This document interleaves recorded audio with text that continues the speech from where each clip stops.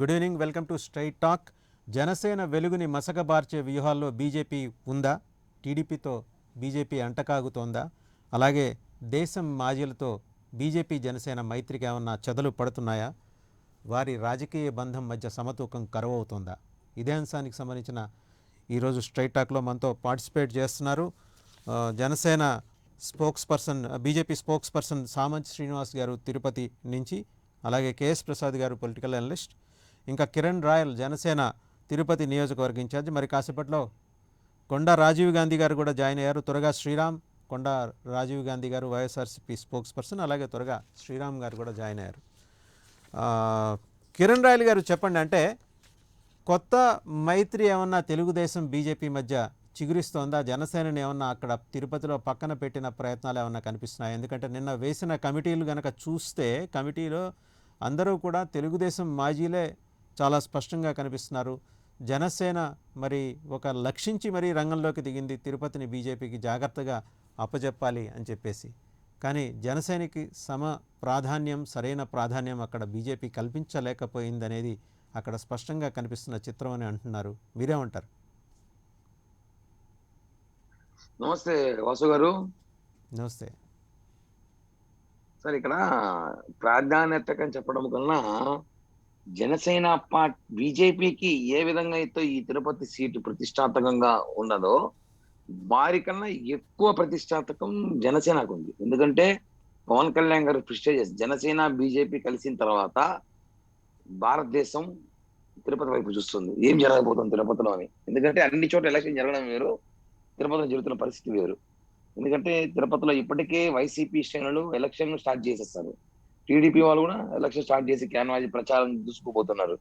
ఇక్కడ కేవలం ఒక అభ్యర్థికి లేట్ అవుతుంది. జనసేన బీజేపీ ముమ్మడి అభ్యర్థి పెట్టడం వల్ల, జనసేన మద్దతు అభ్యర్థి రావడం వల్ల లేటు. ఇప్పుడు దాదాపు ఒక గంట క్రితమో మాజీ ఐఏఎస్ రత్నప్రభ గారిని ప్రకటించారు అని మేము కూడా ఇప్పుడే చూసాము. రత్నప్రభ గారు ప్రకటించారని చెప్పి అదేమో దాని నిన్నటి దాకా కూడా క్లారిటీ లేదు అభ్యర్థి ఎవరనేసి కూడా. దాంతో పాటు ఏమైందంటే ఇక్కడ బీజేపీ శ్రేణులు సోమవీర్రాజు గారు గత 10 రోజులు తిరుపతిలో ఉన్నారు, 10 రోజులు తిరుపతిలో ఉన్నారు. అలాగే పురంధేశ్వరి గారు వచ్చారు, అలాగే సునీల్ దియోదర్ గారు ఇక్కడే ఉన్నారు. ఇప్పుడు ప్యానల్లో ఉన్న సామాజిక శ్రీనివాస్ అన్నగారు కూడా మా అన్నగారే. మేమంతా కూడా మున్సిపల్ ఎన్నికల్లో కలిసి పనిచేసినాము, అందరం కూడా ఉన్నాం. కానీ ఈ ఎలక్షన్ వచ్చే కొద్ది ఏమైందంటే ఎక్కడో గ్యాప్ పడిందండి. ఎక్కడ గ్యాప్ అర్థం కావట్లేదు. అది గ్యాప్ బీజేపీకి ఏమైనా జనసేన భారం అయిందా, లేకపోతే జనసేన పార్టీ వాళ్ళకి ఇప్పుడు ఎందుకు చెప్పడము, అభ్యర్థి ఖరారని చెప్పదాం ఆలోచన ఉన్నారా అని. మాకు ఇక్కడ ఏమంటే ఇప్పుడు మేము ఇన్ఛార్జ్ అండి, మా స్థాయిలో మేము కొంతవరకు చెప్పుకు వస్తున్నాం. ఇక్కడ జనసేన పార్టీ కూడా సమన్వయ కమిటీ ఒకటి ఉంది. మా తిరుపతి పార్లమెంట్ లో 10 మందితో పవన్ కళ్యాణ్ కమిటీ వేశారు. ఇంతవరకు ఆ కమిటీతో ఏ రోజు కూడా బీజేపీ నాయకులు కూర్చునేది లేదు. ఇప్పుడు ఎలక్షన్ టైం కూర్చోవాల్సిన అవసరం అయితే ఉంది కదా, కానీ కూర్చోలేదు. ఆ కూర్చొని ఎట్టుంది ఇప్పుడు తిరుపతి అయితే ఓకే, బీజేపీ నాయకులు దేశంలో బీజేపీ నాయకులు బిజీగా ఉన్నారంటారా? బాగా బిజీగా ఉన్నారా? అంటే వాళ్ళ క్యాండిడేట్స్ డిప్లాయ్ చేసే విషయంలో చాలా కసరత్తు నడిచింది. ఒక దశలో doctor PV Ramesh principal secretary to the government of Andhra Pradesh ఇంతకుముందు చేశారు. అలాగే సీఎంఓ అడ్వైజర్గా కూడా ఉన్నారు సీఎంకి, ఆయన పేరు కూడా వచ్చింది. బహుశా అభ్యర్థుల ఎంపిక విషయంలో బీజేపీ బిజీగా ఉండి జనసేనని పట్టించుకోలేదంటారా? లేదు, అభ్యర్థి ఎంపిక చివరి దశకు వచ్చేకాడికి రత్నప్రభ గారు, మాజీ ఐఏఎస్, అలాగే మన దాసరి శ్రీనివాసులు గారి పేరు ఖరారైంది 2 రోజులుగా. ఈ 2 రోజులుగా ఖరారులు బిజీలో ఎంత బిజీలో ఉన్నా కూడా ఇప్పుడు మా లాంటి స్థాయిగా అర్థం చేసుకోగలం. ఇప్పుడు మాతో ఎవరో ఒకరు మాట్లాడుతుంటారు కాబట్టి మా కింద స్థాయి సెకండ్ క్యాడర్ వచ్చేకాడికి పార్టీ కార్యకర్తలు ఏమైందంటే నిరుత్సాహం వచ్చేసింది. ఏంటన్నా బీజేపీ వాళ్ళు ఇంతవరకు తెలుగుదేశం ప్రచారం స్టార్ట్ అయింది, వైసీపీ ప్రచారం స్టార్ట్ అయింది, ఏంది ఇంతవరకు బీజేపీ వాళ్ళు ప్రచారం స్టార్ట్ చేయలేదు, ఎక్కడ మమ్మల్ని పట్టించుకోవట్లేదు, ఏంటి పరిస్థితి అని చెప్పి వాళ్ళకి సమాధానం చెప్పే స్థాయికి స్టార్ట్ అయిపోయింది మాకు. ఇప్పుడు తిరుపతి అంటే ఎక్కడ లేని, దేశంలో లేని బీజేపీ నాయకులు అందరూ తిరుపతికి వచ్చి దిగేశారు. ఆల్రెడీ తిరుపతిలో మీరు చూస్తున్నారు, సీఎం రమేష్ గారు, టీజీ వెంకటేష్ గారు, సుజలా చౌదరి గారు, మొత్తం. అది ఎందుకు వచ్చారంటే దానికి కారణం కూడా చెప్పొచ్చు. ఎందుకంటే వైసీపీ శ్రేణులు ఎలా అయితే 7 మంది మంత్రులను తెచ్చి 7 మంది ఎమ్మెల్యేలను తెచ్చి ఇక్కడ భయభ్రాంతకు గురి చేసి హంగామా చేస్తున్నారో, దానికి బీజేపీ కూడా తీసుకురావడం తప్పేం కాదు. వాళ్ళు కూడా తీసుకొచ్చారు, పెట్టారు. మేము కూడా బలంగా ఉన్నాం, బీజేపీలో మాకు బలమైన నాయకులు ఉన్నారు, క్యాడర్ ఉంది, మాకు కూడా మాజీ మంత్రులు ఉన్నారు, మాజీ ఎమ్మెల్యేలు ఉండాలని చెప్పడానికి ఓకే, బీజేపీ ప్రయత్నిస్తాను, వెరీ గుడ్, బానే ఉంది. కానీ ఫైనల్ గా ఈ బీజేపీ భారం అంతా ఎక్కడ జనసేన మోయాల్సి వస్తుంది తెలియట్లేదు. ఎందుకంటే ఉమ్, చివరిగా వచ్చేసరికి పవన్ కళ్యాణ్ గారు దీని మోయాల్సి వస్తుంది. ఎందుకంటే ఫైనల్ టచ్ అయినా ఇవ్వాలి. ఉమ్. పవన్ కళ్యాణ్ గారు ఇప్పుడు జనసేన తిరుపతి ఎత్తుకోండి, చుట్టుపక్కల మీరు అనుకుంటున్నారు నియోజకవర్గాలు ఉన్నాయి. బీజేపీ అనుకుంటుందా అలా అని? ఓకే, ఫైనల్ టచ్ పవన్ అనుకోకపోతే కళ్యాణ్ ఇబ్బంది. ఇవ్వాలి, కానీ మీరు అనుకుంటున్నారా అంటే మీరు అనుకుంటున్నారు సరే బీజేపీ అనుకుంటుంది, ఎందుకంటే బీజేపీ కమిటీలో అనుకోవాలి, వేస్తేనే తప్పదు. కమిటీలో ఎక్కడ చూడండి బీజేపీ ఫ్లేవర్ ఎక్కడ కనిపించట్లా, టీడీపీ ఫ్లేవర్ కనిపిస్తుంది కమిటీలో. మరి ఎక్కడ జనసేన స్టాండ్ ఏంటి? ఎక్కడున్నారు జనసేన, ఎక్కడుంది? లేదు, జనసేన స్టాండ్ గురించి కాదు, కానీ ఒకటే నేను చెప్పేది ఏమంటే జనసేన శ్రేణులకు ఈ రోజు కూడా మధ్యాహ్నం కొంతమందితో ఫోన్ లో మాట్లాడాను, నిన్న మాట్లాడాను. ఒకటే చెప్పాను, జనసేన పార్టీ క్యాడర్ ని మీరు ఎంత వరకు ఫ్లేవర్ చూపిస్తేనే బీజేపీ జెండాలతో పాటు జనసేన జెండాను పెట్టాలి, బీజేపీ ఫోటోలతో పాటు పవన్ కళ్యాణ్ గారి ఫోటో పెద్దది తీయాలి. ఇవన్నీ చేస్తే గానీ పార్టీ కార్యకర్తల్లో ఉత్సాహం రాదు ఎన్నికలకి. ఎందుకంటే రేపు వాస్తవం చెప్పాలంటే తిరుపతిలోనూ అంత ఇంతో బీజేపీ క్యాడర్ ఉండు, కాస్త ఉన్నారు, నాయకులు ఉన్నారు, ఓటర్లు ఏదో ఉన్నాయి. కానీ మీకు తిరుపతి దాటేసిన తర్వాత శ్రీకాళహస్తి కొంచెం ఒకటో రెండు కొంచెం చాలా తక్కువలో ఉన్నది. మిగతా 5 నియోజకవర్గాల్లో జనసేన క్యాడర్ చాలా పెద్ద క్యాడర్ ఉంది. అక్కడ బీజేపీ శ్రేణులు చాలా తక్కువ ఉన్నారు. ఇప్పటికే అక్కడ బీజేపీ శ్రేణులు తెచ్చి దించుకోన్నారు. అనంతపూర్ నుంచి, కర్నూలు నుంచి, కడప నుంచి తెచ్చి అక్కడ మాజీలు చేసుకొని ఏదో ప్రచారం మొదలెట్టుకున్నారు. ఓకే, జరుగుతా ఉంది. అక్కడెక్కడ కూడా జనసేన శ్రేణులు కలిసిన దాఖలాలు లేవు. జనసేన క్యాడర్ ని కల్పించి మాకైతే ఫోన్లు చేస్తున్నారు, జస్ట్ మేమేమైనా ఫీల్ అవుతామేమో అనేసి పాపం. రైట్, అసలు ఫోన్లు ఒకసారి చేసి జనసేన- సామంచి శ్రీనివాస్ గారిని అడుగుదాం. ఒకసారి ఏంటి అసలు మిమ్మల్ని కలుపుకు వెళ్తున్నారా? ఒకసారి వారి దగ్గరికి వెళ్ళాం. సామంచి శ్రీనివాస్ గారు నమస్తే. ఏంటి జనసేనతో ఏమన్నా డిస్టెన్స్ మెయింటైన్ చేస్తున్నారా? మీ కమిటీలు చూస్తే ఫ్లేవర్ అంతా టీడీపీ ఫ్లేవర్ కనిపిస్తోంది, జనసేన ఏమో కొంచెం జనసేన నాయకత్వం క్యాడర్స్ కూడా కొద్దిగా అలక పూనినట్టు కనిపిస్తోంది. సామంచి శ్రీనివాస్ గారు నమస్తే వాసుదేవన్ గారు. నమస్తే. నమస్తే. నన్ను చర్చకు పిలిచే ముందు ఇవాళ చర్చా కాలాంశం ఏందని చెప్పారంటే తిరుపతి పార్లమెంటుకు జరగనున్నటువంటి ఉప ఎన్నికలకు సంబంధించినటువంటి అంశం అని చెప్పారు. కాకపోతే ఇక్కడ తీరా చూస్తుంటే మీరు తెచ్చుకున్న అజెండా చూస్తుంటే ఎక్కడో వేరే వాళ్ళ కార్యాలయంలో మసాలా దట్టించి వడ్డించినటువంటి ఒక ప్రత్యేకమైనటువంటి అంటే వాస్తవానికి దూరంగా ఉన్నటువంటి కొంతమంది స్వార్థపూరిత రాజకీయ శక్తుల ప్రయోజనాలు అనుగూర్చేటువంటి ఉద్దేశంతో సహజంగా కలిసి ముందుకెళ్తున్నటువంటి జనసేన బీజేపీ యొక్క మైత్రిని చెడగొడితే ఎవరికి ప్రయోజనమో వాళ్ళ ఆలోచనలు ఏదో రుద్ది దాన్ని ఒక లేని అంశాన్ని నిజంగా ఉన్నట్టు చూపించేటువంటి ప్రయత్నానికి ఒక రూపమే, దృశ్య రూపకమే ఈ రోజు మీ చర్చలో కాలాంశం. అంటే అది మీ భావన అయి ఉండొచ్చండి. వాస్తవంగా భావన శ్రీనివాస్ తిరుపతి శ్రీనివాస్ ఉప గారు ఎన్నిక శ్రీనివాస్ గారు అది మీ భావన అయి ఉండొచ్చు. నా భావన బయట చెప్పడం కోసమే జరుగుతున్న నేను వచ్చాను. బయట జరుగుతున్న ప్రచారం సహజంగా వాసుదేవన్ గారు, నేను ఇక్కడ నా భావన చెప్పడం కోసమే శ్రీనివాస్ వచ్చాను. గారు కైండ్లీ లిసన్ టు మీ. అది మీ భావన అయి వాసుదేవన్ ఉండొచ్చు. గారు, బయట నేను ఈ ఇక్కడ చర్చ నా భావన జరుగుతోంది. చెప్పడం కోసమే ఒక్క నిమిషం వచ్చాను. శ్రీనివాస్ గారు, నేను మిమ్మల్ని వింటాను. బయట ఈ చర్చ జరుగుతోంది. మీ నేను సోదరుడు బయట- నేను- మీ నేను జనసేన ఇంట్లో- సోదరుడు ఆయన ఇప్పుడే నేను- చెప్పారు, ఆ గ్యాప్ ఉన్నదని ఆయనే చెప్పారు. నేను అంటాం కదా అక్కడ గ్యాప్ కనిపిస్తుంది ఆయనే చెప్తున్నారు. నేను కూడా ఇంట్లో తలుపు వేసుకొని తాళం వేసుకొని ఏం లేనండి. నేను కూడా బయట జనంతోనే ఉన్నాం. ఆయన కూడా నేను బయటే ఇక్కడ ఉన్నాడు కదా. ఇళ్ళలో తలుపులు ఇప్పుడు తాళం ఆయన వేసుకొని మీ నేను మీ జనం మధ్య కిరణ్ రాయల్ తిరుగుతున్నాం. గారు ఆయన నేను కూడా నా చెప్పారు. భావన చెప్తున్నాను. మీ ఉద్దేశం ఏంటో నాకు తెలియదు. మాకు ఉద్దేశాలు ఏమి ఉండవు. మాకు ఏం ఉద్దేశాలు ఉండవు శ్రీనివాస్ గారు. శ్రీనివాస్ గారు మాకు ఉద్దేశాలు ఉండవు. బయట జరుగుతున్న వాతావరణం మీ నోటీసులో పెట్టాం. గ్యాప్ ఏదో ఉన్నట్టుందండి అని అడుగుతున్నాం. ఎక్కడ జరగలేదు. ఎవరి ఎజెండాను మోయాల్సిన అవసరం మాకు లేదండి. I want to clarify. Srinivas గారు, ఎవరి ఎజెండాను మోయాల్సిన అవసరం మాకు లేదు. అక్కడ బయట జరుగుతున్న ప్రచారం మీ నోటీసులో పెట్టాము. ఉందా లేదా మీరు చెప్పండి. 100% ఇది క్రియేటెడ్. 100% అదే చెప్పండి. ఇది ఫ్యాబ్రికేటెడ్ అని చెప్పండి. ఫ్యాబ్రికేటెడ్ అని చెప్పండి. ఎవరికి ఉపయోగమో అంతేగాని అది ఫ్యాబ్రికేటెడ్ అని చెప్పండి. ఎవరి ప్రయోజనాలు ఎవరి ఉపయోగాల కోసం ఇక్కడ మనం ప్రస్తావన చేయం. శ్రీనివాస్ గారు, కైండ్లీ లిసన్ టు మీ. ఇంకొకళ్ళ ప్రయోజనాలు ఇంకొకళ్ళ ఉద్దేశాలు ఇక్కడ ఆపాదించబడవు. మీరు చెప్పండి. వాసుదేవన్ గారు, నన్ను చెప్పనివ్వండి. నన్ను చర్చకు పిలిచిన నా భావన చెప్పనివ్వండి.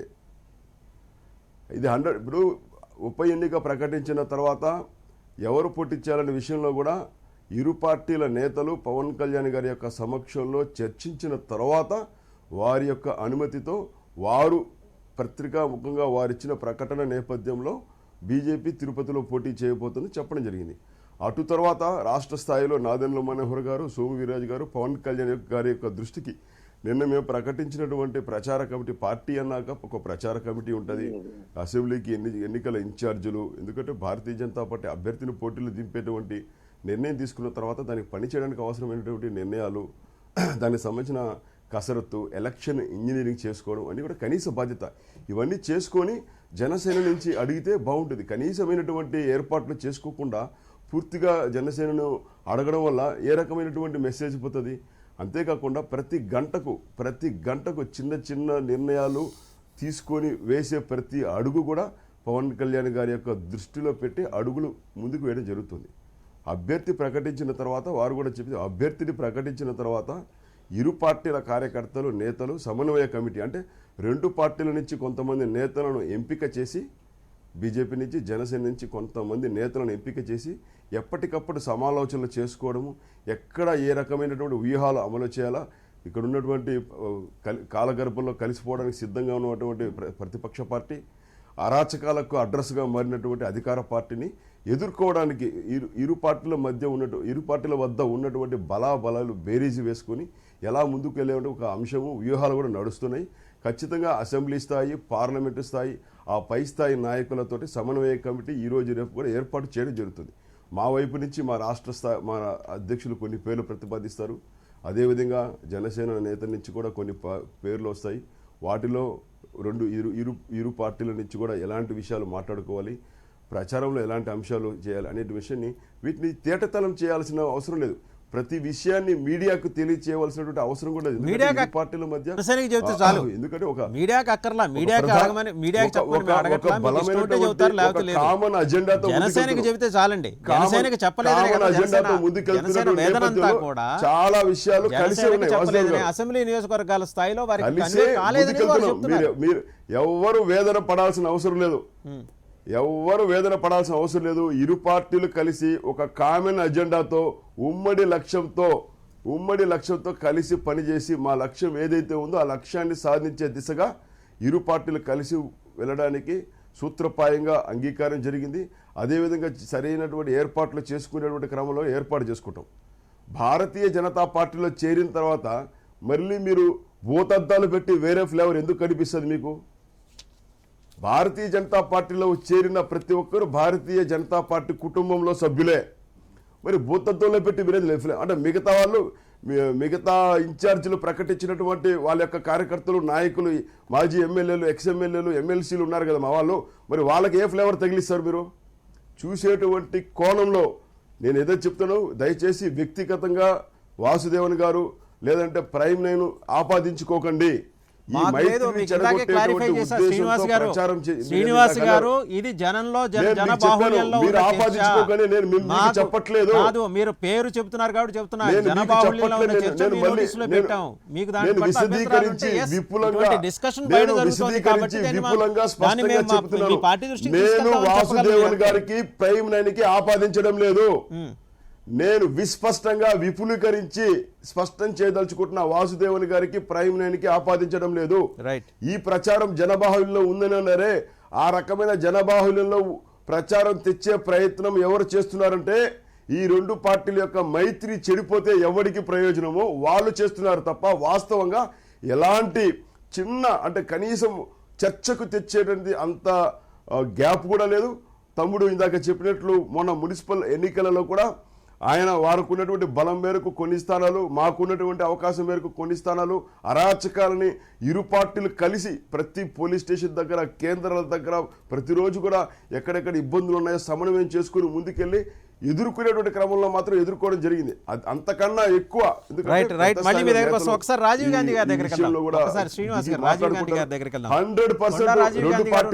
ఎలాంటి గ్యాప్స్ లేవని స్పష్టం చేయదలుచుకుంటున్నాను. రాజీవ్ గాంధీ గారు తిరుపతి ఉప ఎన్నికని తిరుపతి ఉప ఎన్నికని చాలా ప్రతిష్టాత్మకంగా తీసుకుంది బీజేపీ. మొత్తం కేంద్ర నాయకత్వం నుంచి కూడా సీనియర్ నాయకులు కొందరు త్వరలోనే మళ్ళీ ఈ ఉప ఎన్నిక కోసం తిరుపతి రాబోతున్నారు. ఇప్పటికే సీనియర్ నాయకులందరూ కూడా అంటే టీడీపీ మాజీలై ఇప్పుడు బీజేపీలో ఉన్న నాయకులందరూ కూడా చాలా బలంగా తిరుపతి కార్యక్షేత్రంలో పనిచేస్తున్నారు. ఎక్కడ జనసేనని డిస్టెన్స్ చేస్తున్నారు. ఒక పక్క మీ స్టాండ్ చూస్తే ఈరోజు పార్లమెంట్లో గనక ఆ ఢిల్లీ నేషనల్ టెరిటరీ అమెండ్మెంట్ బిల్లుకి సంబంధించి కేజ్రీవాల్ పార్టీతో, ఆమ్ ఆద్మీతో పాటు మీరు బయటకు వెళ్ళటం, విశాఖ స్టీల్ ప్లాంట్కి సంబంధించి వైఎస్ఆర్సీపీ చాలా స్పష్టమైన తీసుకుంది.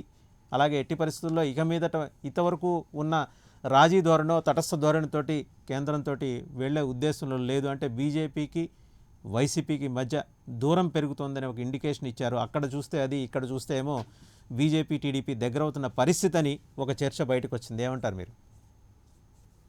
వాసుదేవన్ గారు, మీతో పాటు పాల్గొన్న ప్యానెల్లో పాల్గొన్న మిత్రులకు, ప్రైమ్ లైన్ వీక్షకులందరికీ నమస్కారం అండి. ముందుగా మీరు చూస్తే ఖచ్చితంగా గతంలో మేము ఏదైతే చెప్పామో, అంటే వైఎస్ఆర్ కాంగ్రెస్ పార్టీ అనేటువంటి పార్టీ ఏ ఒక్క రాజకీయ పార్టీతో కూడా మేము ఎప్పుడు పొత్తులో లేము, ఎప్పుడు కూడా పొత్తులు పెట్టుకుని ఎన్నికలకు వెళ్ళిన సందర్భాలు లేవు. సింహం సింగిల్ గా వస్తుంది అన్న విధంగానే జగన్మోహన్ రెడ్డి గారు సింగిల్ గా వస్తూ ఆయన పొత్తు పెట్టుకుంటారు. ఎవరితోని? ప్రజలతోని పెట్టుకుంటారు, ప్రజల యొక్క ప్రేమానుబంధాలతో పెట్టుకుంటారు. వాటి ద్వారానే ప్రజాప్రతినిధులుగా కొన్ని వందల మందిని రాజకీయ నాయకులుగా తీసుకొచ్చి ఈరోజు ప్రజాప్రభుత్వాన్ని ఏర్పాటు చేశాం. మొదటి నుండి మేము ఏం చెప్తున్నాం, ఈ రోజు కూడా మా స్టాండ్ అదే అని మరొకసారి ప్రజలందరికీ అర్థం అవుతా ఉంది. విశాఖపట్నం స్టీల్ ప్లాంట్కి సంబంధించి ఖచ్చితంగా పోరాటం విశాఖ గల్లీలోనే కాదు, అవసరమైతే ఢిల్లీలో కూడా చేస్తానని చెప్పినటువంటి మా పార్లమెంటరీ పార్టీ నాయకుడు విజయసాయి రెడ్డి గారు దానికి అనుగుణంగానే విశాఖలో చేసినప్పుడు ఆయన పాదయాత్రలు చేసి సభలు నిర్వహించి మొత్తం కార్మిక సంఘాల నాయకులందరినీ కూడా ముఖ్యమంత్రి గారితో కల్పించి చేస్తే, ఇదే చాలా మంది నాయకులు, ఇదే జనసేన వారు, ఇదే టీడీపీ బీజేపీ వారు కూడా విశాఖపట్నంలో కాదు, దమ్ముంటే పార్లమెంట్ లో మాట్లాడండి అన్నారు. పార్లమెంట్ లో మాట్లాడి మా దమ్మేంటో చూపించాం, మా యొక్క వాణి ఏంటో ఒక బలంగా ఒక దళమై వినిపించారు. వాకౌట్ చేసాం. నిరసన గరాన్ని ఢిల్లీ ఎర్రకోటపై కూడా మేము వినిపించడం జరిగింది. ఈరోజు ఎర్రకోట అంటే పార్లమెంట్ వేదికగా. అదేవిధంగా మీరు తీసుకుంటే ఢిల్లీకి సంబంధించినటువంటి వ్యవహారంలో ఏదైతే లెఫ్టినెంట్ గవర్నర్కి ఎక్కువ ప్రాధాన్యం ఉంటే మరి ఇంకా ప్రజాప్రభుత్వానికి విలువే ఉంటుంది. ప్రజాప్రభుత్వానికి ఎప్పుడైనా అంతిమైనటువంటి ప్రజా నిర్ణయమే అంతిమం అవ్వాలనేటువంటి ఒక ఆలోచనతో ఉన్నటువంటి మా పార్టీ ఖచ్చితంగా మా ఆలోచనని ప్రస్ఫుటంగా పార్లమెంట్లో ప్రస్తావించాం. పార్లమెంట్ వేదికగా ప్రజలందరికీ కూడా వివరించాం. దానికి అనుగుణంగానే వాకౌట్ చేసి వచ్చాం. ఈ రోజు నేను ఒకటే చెప్తా ఉన్నాను సార్, చాలా మంది చాలా మాటలు మాట్లాడారు జగన్మోహన్ రెడ్డి గారి గురించి. మోడీ గారు అంటే భయమనో, బీజేపీ పార్టీ అంటే భయమనో, లేదు అంటే కేసులు అని చెప్పో, ఇలా రకరకాలైనటువంటి ఒక అవగాహన లేనటువంటి మాటలు మా మీద చాలా మంది నాయకులు మాట్లాడారు. ఈ రోజు మోడీ గారు ఏమంత నియంతలా ఉన్నారు, అంతకన్నా పదింతల నియంతలనే సోనియా గాంధీ గారు ఉన్నారన్న సంగతి మనందరికీ తెలుసు. దేశం మొత్తం సోనియా గాంధీ గారిని చూసి గజగజలాడిపోతూ ఉంటే, ఆ రోజు కనీసం ఒక ఎమ్మెల్యే ఒక ఎంపీ కూడా లేకున్నటువంటి జగన్మోహన్ రెడ్డి గారు సోనియా గాంధీ మీద ఢిల్లీ పీఠం మీద తిరుగుబాటు చేసి 10 ఏళ్ల పోరాటంతో ప్రజానాయకుడిగా ముఖ్యమంత్రిగా ఉన్నటువంటి నాయకుడు ఈ రోజు. ఆ రోజు సోనియా గాంధీకే భయపడలేదు, ఈ రోజు మోడీ గారికి భయపడాల్సిన అవసరం లేదు. తప్పు చేసినోడికి భయం ఉంటుంది తప్ప, నిజాయితీగా ఉన్నందుకు తప్పుడు కేసులు పెడితే రాజీవ్ గాంధీ గారు ఒక విషయం చెప్పండి. రాజీవ్ గాంధీ గారు, అంటే స్టీల్ ప్లాంట్ అనేది ఒక ఇష్యూ కాబోతోంది, తిరుపతి ఉప ఎన్నిక అనే అంశాన్ని దృష్టిలో పెట్టుకొని ఈరోజు పార్లమెంట్లో మీరు కేజ్రీవాల్ గవర్నమెంట్కి మద్దతుగా ఈరోజు రాజ్యసభ నుంచి వాకౌట్ చేయడం జరిగిందా? అంటే ఈ అంశంలో మీరు క్లారిటీ ఏమన్నా ఇవ్వదలుచుకున్నారా? ఎందుకంటే స్టీల్ ప్లాంట్ ఖచ్చితంగా ఒక అంశం కాబోతోంది తిరుపతి ఉప ఎన్నికలో. సరే, బీజేపీ చెప్పుకోవడానికి నానా తంటాలు పడుతోంది. ఈరోజు మరి మేము దాన్ని వ్యతిరేకిస్తున్నాం, కేంద్ర ప్రభుత్వం తీసుకున్న నిర్ణయాన్ని వ్యతిరేకిస్తున్నాం అనే విషయం స్పష్టం చేయడానికి ఈ నేషనల్ క్యాపిటల్ టెరిటరీ ఆ బిల్లుకు సంబంధించిన అమెండ్మెంట్ బిల్లుకు సంబంధించి కేజ్రీవాల్ పార్టీ, ఆమ్ ఆద్మీ పార్టీ సభ్యులతో సహా వైసీపీ వాకౌట్ చేసింది. రాష్ట్రాల అధికారాలని కుదింపజేసే ఒక ప్రక్రియకి కేంద్ర ప్రభుత్వం తెగబట్టాన్ని బహిరంగంగా ఈరోజు వైసీపీ తప్పుపట్టింది. నిన్నటి వరకు మీ స్టాండ్ చాలా న్యూట్రల్గా ఉంది. వ్యవసాయ బిల్లులకు కూడా మీరు ఆ పక్కనున్న పొరుగునున్న మరో తెలుగు రాష్ట్రం తెలంగాణ వ్యవసాయ బిల్లును వ్యతిరేకిస్తే మీరు అవుట్రైట్గా దాన్ని సమర్థించి మరి నిలబడ్డ వాళ్ళు ఈరోజు ఎందుకు హఠాత్తుగా బయటకు వచ్చారు? అంటే తిరుపతి ఉప ఎన్నిక అంశాన్ని ప్రభావితం చేయడానికి ఏమన్నా మీరు దీన్ని ఒక ఎత్తుగడగా వాడుకున్నారా? ఎంత మాత్రం కాదు వాసుదేవన్ గారు. మేమేమి పార్లమెంట్లో బీజేపీ వారు తెచ్చిన ఈ రైతు చట్టాలకు కానివ్వండి, లేదు అంటే మిగతా వాళ్ళు తీసుకొచ్చినటువంటి కొన్ని విప్లవాత్మకమైన చట్టాలు అవనివ్వండి, వివాదాస్పదమైనటువంటి చట్టాలు అవనివ్వండి, పేరు ఏదైతే కానివ్వండి, వాళ్ళు తీసుకొచ్చినటువంటి అనేక చట్టాల్లో మేము పార్లమెంట్లో కొన్ని సవరణలతో కూడినటువంటి మద్దతును తెలియజేశాము. మా సవరణలని పరిగణలోకి తీసుకోలేని పరిస్థితుల్లో వాటి మీద మేము తిరుగుబావుట ఎగరవేశాము. దాంట్లో భాగంగానే చాలా మంది ఏం మా మీద విమర్శ చేశారంటే, ఢిల్లీలోనేమో ఎస్ అని ఓటేస్తారు, రాష్ట్రానికి వచ్చేమో నో అని చెప్పి ధర్నాలు చేస్తారు, వీళ్ళది ద్వంద్వ వైఖరి, వీళ్ళది 2 నాలుకల ధోరణి అని చెప్పి ఒక దగుల్బాజీతో కూడినటువంటి విమర్శలు మా మీద చేశారు. మేము ద్వంద్వ వైఖరితో ఉన్నామా, ధైర్యం అనేటువంటి వైఖరితో ఉన్నామా అనేది ప్రజలకు ఈరోజు అర్థమయ్యింది. ఖచ్చితంగా అందులో భాగంగానే గతంలో మేము సవరణలు చేసాం. ఏ సవరణలు మా సవరణలు పరిగణలో తీసుకోకపోతే మేము మళ్ళీ మా తాలూకు అపోజిషన్ తెలియజేసాం. ఈ రోజు స్టీల్ ప్లాంట్కి సంబంధించినటువంటి వ్యవహారం గత 40 రోజులుగా నడుస్తుంది. రెండోసారి పార్లమెంట్ తో సంబంధించిన దాంట్లో ఈ రోజు చాలా గట్టిగానే మా గళాన్ని వినిపించడం జరిగింది. అదే విధంగా ఢిల్లీకి సంబంధించిన వ్యవహారంలో కూడా మేము ఓపెన్ గానే వాకౌట్ చేసి రావడం జరిగింది. ఇదేదో ఎలక్షన్ బట్టి మారడానికంటే ఏదో చెప్తారు కదా, ఎలక్షన్ అనేటువంటి మూడ్ను బట్టి మారడానికి మబ్బులు కాదు, కరిగిపోయే వర్షం కాదు, ఆకాశం లాంటి వ్యక్తిత్వం అని. ఆ విధంగా ఏంటంటే మేము ఎప్పుడు ఆకాశమే సార్, మబ్బుల్లాగా మూమెంట్ బట్టి మూడుని బట్టి మారిపోయేటటువంటి రాజకీయ ఇది మాదేమాత్రం కాదు. ఇక్కడ ఇంకొక విషయం మీకు ఫైనల్ గా చెప్తా. ఇందాక నుండి జరుగుతున్నటువంటి బీజేపీ జనసేన వారి చర్చను కూడా చాలా గమనించాను నేను. ఇదే బీజేపీ వారు వాళ్ళ తాలూకా అంటే జనసేన తాలూకా ఓటమికి ముమ్మాటికి 100% బీజేపీయే కారణమని వాళ్ళ జనసేన పార్టీ అధికార ప్రతినిధి పోతిన మహేష్ విజయవాడ పశ్చిమ నియోజకవర్గంలో ప్రెస్ మీట్ పెట్టి కడిగి పారేసాడు ఆయన. మరి ఇంకా ఏం ముఖం పెట్టుకుని అలా బీజేపీతో పొత్తులో ఉన్నారో నాకు తెలీదు. మరి అదే విధంగా ఇదే బీజేపీ పార్టీకి తెలంగాణలో కూడా జిహెచ్ఎంసీ ఎన్నికల్లో ముందేమో పోటీ చేస్తానని, తర్వాతేమో మద్దతు ఇస్తానని తోకముడిచినటువంటి పవన్ కళ్యాణ్ గారిని గతంలో ఇప్పుడేమో తిరుపతిలో ఇందాక వారు అంటున్నారు పెద్ద పెద్ద ఫోటోలు వేయాలి, అవి వేయాలి, ఇవి అన్నారు. జిహెచ్ఎంసీ ఎలక్షన్ లో ఫోటోలు కాదు కదా, పవన్ కళ్యాణ్ గారు ప్రచారానికి కూడా వెళ్ళలేకపోయారు. పోనది అయిపోయింది. తర్వాత జరిగిన ఎమ్మెల్సీ ఎన్నికల్లో ఎక్కడ వీళ్ళ పార్టీ రాష్ట్ర అధికార ప్రతినిధి కడిగి పారేశాడు బీజేపీని. తెలంగాణలోనేమో వాళ్ళ తాలూకా కృష్ణసాగర్ గారు బీజేపీ జాతీయ కార్యదర్శి, ఆయన ప్రెస్ మీట్ పెట్టి జనసేన పార్టీ ఒక బ్రోకరేజ్ సంస్థ అని చెప్పి ఆయన కడిగి పారేశారు. అంటే వీళ్ళలో వీళ్ళని తిట్టుకోవడానికి వీళ్ళకి సమయం చాలట్లేదు. ఇంకా వీళ్ళ ప్రజల గురించి ఏం ఆలోచిస్తారు, ప్రజల తాలూకానికి మంచి చేయడానికి ఏ విధంగా ఉంటది. మళ్ళీ మీ దగ్గరకు వస్తాం. ఒకసారి త్వరగా శ్రీరామ్ చెప్పండి, త్వరగా శ్రీరామ్ చెప్పండి. కొన్ని ఆసక్తికరమైన మీ దగ్గరకు వస్తా శ్రీరామ్ గారు చెప్పండి. అంటే ఆసక్తికరమైన సంఘటన నిన్న నుంచి చోటు చేసుకున్నాయి తిరుపతి చూస్తే. ఎందుకంటే బీజేపీ వేసిన కమిటీలో టీడీపీ ఫ్లేవర్ కనిపిస్తుంది అనేది బయట జనబాహుళ్యంలో చర్చ. సామంత్ శ్రీనివాస్ గారికి దాని పట్ల కొన్ని అభ్యంతరాలు ఉన్నాయి, అది వేరే విషయం. అయితే ఎక్కువ వీళ్ళే ఉన్నారు, స్థానికంగా ఉన్న బీజేపీ బలమైన నేతలకి ఎందుకు అక్కడ ప్రాధాన్యత కల్పించలేదు అనేది ఒక వాదన. ఓ పక్క జనసేన ఏమో సరే ఆ విషయం పక్కన పెడితే జనసేన అసలు పట్టించుకోలేదు అనేది వాళ్ళు బాహాటంగానే చెప్తున్నారు. How do you look at this? అంటే మీరు చెప్పిన రెండు అంశాల్లోనూ కూడా జనాన్ని ఆకర్షించే విషయాలు ఉన్నాయి. సరే, మొదటిదైతే నేను సామంత్ శ్రీనివాస్ గారికే మద్దతు ఇస్తా. ఎందుకంటే ఒక పార్టీ నుంచి ఇంకో పార్టీలోకి వెళ్ళిపోయిన తర్వాత వాళ్ళని ఆ పార్టీ వ్యక్తులుగానే చూడాలి తప్ప పాత పార్టీకి సంబంధించిన వ్యక్తులుగా చూడటం అనేది అంత కరెక్ట్ కాదు. ఎందుకంటే ప్రతి పార్టీలోనూ ఒక పార్టీ నుంచి ఇంకొక పార్టీకి మారిన వాళ్ళు ఉంటారు కాబట్టి అది సహజంగా జరిగే, ఇప్పుడు ఈ ప్రస్తుతం ఉన్న రాజకీయాల్లో సహజంగా జరిగే పరిణామం. అయితే ఏమైందంటే ఇక్కడ ఒకేసారి అందరినీ ఒకే దగ్గరికి ఒక బంచ్, ఒక పూల గుత్తి ఎలా ఉంటుంది దాన్ని అందరినీ తీసుకొచ్చి ఒకే దగ్గర పెట్టేసరికి సో ఆ కలర్ అనేది కనిపిస్తోంది. అది కలర్ కనిపిస్తోంది అన్నమాట మాత్రం వాస్తవం. అయితే మీరు కారణం అడిగారు, మీరు లోకల్ గా ఉన్న నాయకుల్ని పక్కన పెట్టి వీళ్ళని పెట్టారంటే లోకల్ గా ఉన్న నాయకుల్లో ఇప్పుడు అంతా స్ట్రాంగ్ గా ఉన్న నాయకులు ఎవరు అనేది కూడా మనం ఆలోచిస్తే మనం పేర్లు వెతుక్కోవాల్సి వస్తుంది. భారతీయ జనతా పార్టీ తరఫున తిరుపతి పార్లమెంట్ పరిధిలో పెద్ద నాయకులు ఎవరున్నారు అని మనం ఆలోచిస్తే కనుక కొంచెం మనం వెతుక్కోవాల్సి వస్తుంది. కాసేపు అటు ఇటు చూసి గుర్తు తెచ్చుకుని ఇంకొంతమందిని గుర్తు తెచ్చుకోవాల్సి వస్తుంది. అందుచేత వీళ్ళనందరినీ తీసుకొచ్చి ఎవరైతే ఫైనాన్షియల్ గా స్ట్రాంగ్ గా, నేనేమంటానంటే వాళ్ళు టీడీపీ వాళ్ళను ఫైనాన్షియల్ గా ఎవరైతే స్ట్రాంగ్ గా ఉన్నారో వాళ్ళందరినీ తీసుకొచ్చి అక్కడ దీన్ని ఒక ప్రతిష్టాత్మకంగా మనం తీసుకోవాలి అన్న ఉద్దేశంతో వాళ్ళందరినీ తీసుకొచ్చి అక్కడ పెట్టినట్టుగా కనబడుతోంది. తర్వాత సామంత్ శ్రీనివాస్ గారిని మీరు ఇంకొక మాట అన్నారు, ఈ రెండు పార్టీల మధ్య సామంత్ శ్రీనివాస్ గారితో మీరు ముందు మాట్లాడి ఉంటే కనుక సామంత్ శ్రీనివాస్ గారు మా ఇద్దరి మధ్య బ్రహ్మాండంగా ఉంది అంటే అది బాగుండేది. కానీ మన కిరణ్ రాయల్ ఆల్రెడీ ఎప్పటి నుంచో చెప్తున్నాడు, మళ్ళీ ఆయన ఇప్పుడు కూడా చెప్పేశాడు ఏమేమి ప్రాబ్లమ్స్ ఉన్నాయి ఇవన్నీ కూడా మొదటి నుంచి చెప్తోంది. అక్కడ జనసేన పార్టీ మొదటి నుంచి చెప్తోంది, ముఖ్యంగా కిరణ్ రాయల్ గారు మొదటి నుంచి చెప్తూనే ఉన్నారు ఎప్పటికప్పుడు. కాబట్టి క్లియర్ కట్ గా వాళ్ళిద్దరి మధ్య ఒక విభజన అనేది కనబడుతోంది.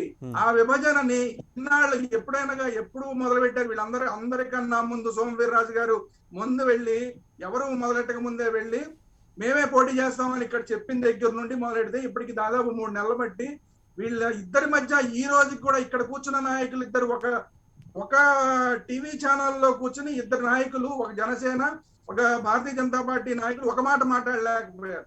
సో ఇన్ని నెలల తర్వాత కూడా మాట్లాడలేకపోయారంటేనే పరిస్థితి ఎలా ఉందనేది మనకి క్రిస్టల్ క్లియర్ గా తెలుస్తుంది. రాజీవ్ గారు చెప్పిన మాటలు ఖచ్చితంగా వాస్తవం. ఏదైతే తెలంగాణలో పవన్ కళ్యాణ్ ని ఆయన సాగర్ గారు తిట్టడం కానీ, తిట్టడం అంటే విమర్శించడం కానీ, అదే criticize అదే విధంగా ఇక్కడ విజయవాడలో ఈ పవన్ కళ్యాణ్ పార్టీ వాళ్ళు భారతీయ జనతా పార్టీని విమర్శించడం కానీ, ఇవన్నీ కూడా వాళ్ళిద్దరి మధ్య ఉన్న సమన్వయం ఏ మేరకు ఉంది అనేది క్రిస్టల్ క్లియర్ గా రాష్ట్ర ప్రజలకు చూపిస్తోంది. డైరెక్ట్ గా అంత వాళ్ళ దాకా ఎందుకు, డైరెక్ట్ గా పవన్ కళ్యాణ్ గారే చెప్పారు, నాకు కేంద్రంలో నాకు మంచి గౌరవం తప్ప లోకల్ గా ఉన్న నాయకులు, ఇక్కడ స్థానికంగా ఉన్న భారతీయ జనతా పార్టీ నాయకులు, రాష్ట్ర నాయకులు మా వాళ్ళకి సరైన గౌరవం ఇవ్వట్లేదని. ఆ గౌరవం ఇవ్వట్లేదని సోమవీర్రాజు గారు మొదట్లోనే ఎవరిని సంప్రదించకుండానే ఈ జనసేన బలపరిచిన బీజేపీ అభ్యర్థి ఉంటారు అని చెప్పేసినప్పటి నుంచి కూడా ఇది స్టార్ట్ అయింది. అది ఇప్పటికి కూడా కవర్ కాకపోవడం అనేది ఇప్పుడు సమస్య. ఇంకా దగ్గరలోకి ఎలక్షన్ దగ్గరికి వచ్చిన తర్వాత కూడా ఇంకా ఒక ఛానల్లో కూర్చొని ఇద్దరు వేరువేరుగా మాట్లాడుతున్న సందర్భం, ఒక రాష్ట్ర నాయకులు ఇద్దరు కూడా వేరే వేరేగా మాట్లాడుతున్న సందర్భం. ఇప్పటిదాకా ఒక అరగంట క్రితం దాకా కూడా రత్నప్రభ గారు ఉంటారు అన్న విషయం కనీసం వీళ్ళకి ఇంకా ఇన్ఫర్మేషన్ ఇప్పుడు కిరణ్ రాయల్ గారు చెప్పిన దాన్ని బట్టి ఆల్మోస్ట్ ఛానల్లో కూర్చున్న తర్వాత తెలిసినట్టుంది ఆయన. సో ఈ పరిస్థితి ఉండడు, అంటే ఒక అవగాహన, ఎవరి తరపున పోటీ చేస్తున్నారు, సమన్వయం ఇద్దరి తరపున పోటీ చేసే అభ్యర్థి, కేవలం బీజేపీ అభ్యర్థి కాదు కదా రత్నప్రభ గారు. సో ఇద్దరికి అవగాహన ఉండాలి, ఫలానా వాళ్ళు పోటీ చేస్తున్నారు అన్న విషయం. సో అంటే ముందు వీళ్ళు ప్రకటించిన తర్వాత ఓకే వాళ్ళు ప్రకటించారు కాబట్టి మా ఇద్దరు అభ్యర్థి వీళ్ళే అని చెప్పే పరిస్థితి ఇప్పుడు. కాబట్టి ఏంటంటే ఇప్పుడు కూడా కిరణ్ రాయల్ గారు ఏం చెప్తున్నారు, మాకు ఇంకా ఇది చెయ్యాలి, మా జెండాలు పెట్టాలి, మా నాయకుడి పేర్లు పెట్టాలి అంటే ఏంటి, పెట్టట్లేదు, ఇప్పటిదాకా పెట్టట్లేదు అని అర్థం. అంటే ఇప్పుడు ఇంతవరకు ప్రచారం జరిగినాక కూడా ఇంకా ఈ స్టేజ్ లో ఉన్నారంటేనే వీళ్ళిద్దరి మధ్య ఎంత అవగాహన ఉన్నది మనకి తెలిసిపోతుంది. ఇదే రేపొద్దున అక్కడ ఎలక్షన్ లో కూడా రిఫ్లెక్ట్ అయ్యే ప్రమాదం ఉంది. అసలు ఇంకొక మాట మాట్లాడారు పవన్ కళ్యాణ్ గారు, మా అభ్యర్థి ఉంటేనే నేను 7 నియోజకవర్గాల్లో, అసెంబ్లీ నియోజకవర్గాల్లో పర్యటిస్తాను అని. అంటే ఏంటి, మా అభ్యర్థి లేకపోతే పర్యటించను అని. మరి ఇప్పుడు నిజంగా ఆయన వచ్చి పర్యటించేలాగా చేస్తారా, భారతీయ జనతా పార్టీ నాయకులు చేయగలుగుతారా, కేంద్ర నాయకులు చేయగలుగుతారా, లేదా మోడీ గారు, అమిత్ షా గారు వచ్చినప్పుడు కేవలం ఆ ఒక్క సభలో మాత్రం పవన్ కళ్యాణ్ గారు కనపడి మళ్ళీ మాయమైపోతారా?